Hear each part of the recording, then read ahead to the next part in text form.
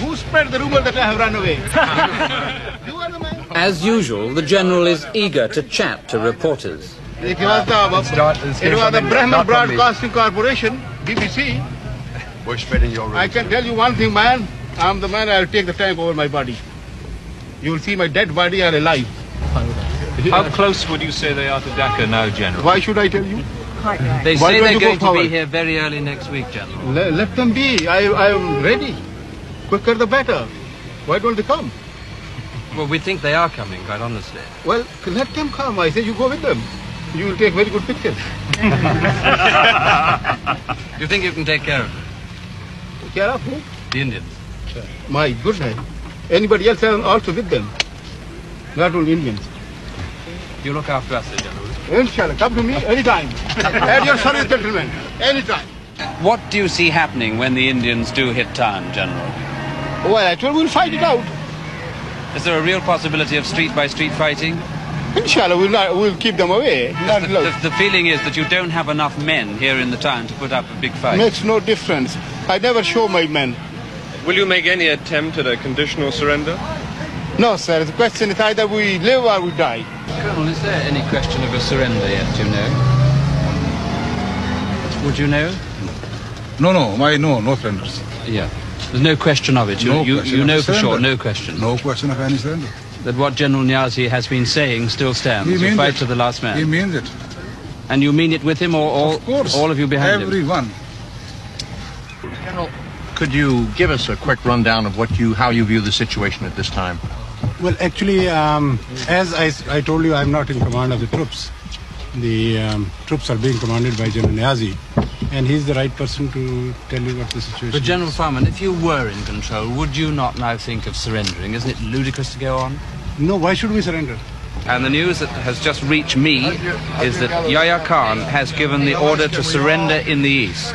In fact, he gave his agreement to this at 4 o'clock yesterday afternoon. Over lunch, the defeated General Niazi is equally frank. He confirms what we think we already know, that he kept fighting long after the war was lost because President Yahya tricked him into believing the Americans and the Chinese were going to join the fight to save East Pakistan from collapsing.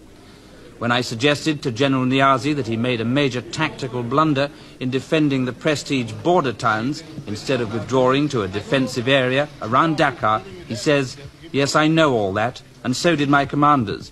We argued for a different strategy, but we had our orders, and we obeyed them because we are soldiers."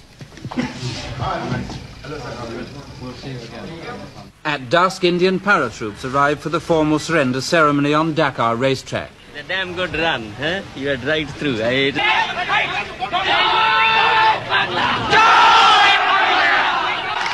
Unofficially, the birth of the new nation is proclaimed when the Bangladesh flag is raised over the radio station.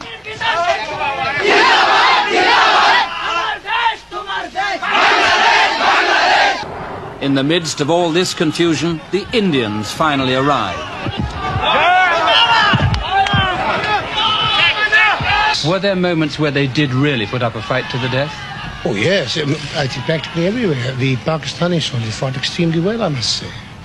In fact, I would say at times it was so fanatical. Then I've sort of said, look at this man, he's just dying for something where he has no business to be just come charging across, which is just ridiculous at times.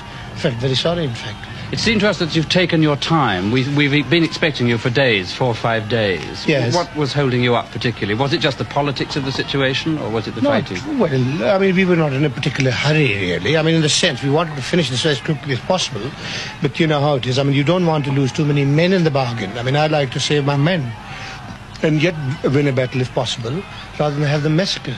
Because, this morning I lost 3 of my men. And this happened half an hour before the ceasefire or whatever it was.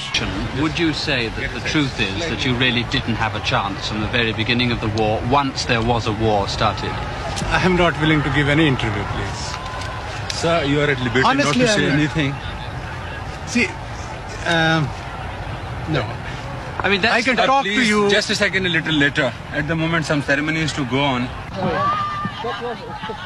By now, General Niazi cannot hide the humiliation he so deeply feels.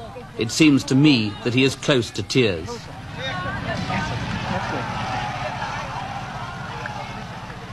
And suddenly we all feel desperately sorry for the once blustering general.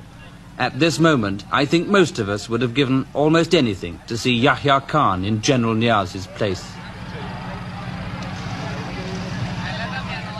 The change of ownership of one of the most populated and poorest parts of the world is now being confirmed.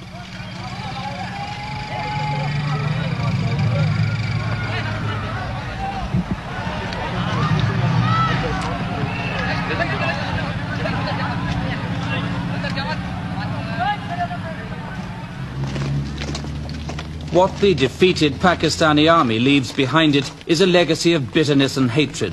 After all that's happened, it's not unnatural, I suppose, for the people of Bangladesh to bay for blood. Their soil is soaked with it, but the lust for revenge is a bad foundation for nationhood.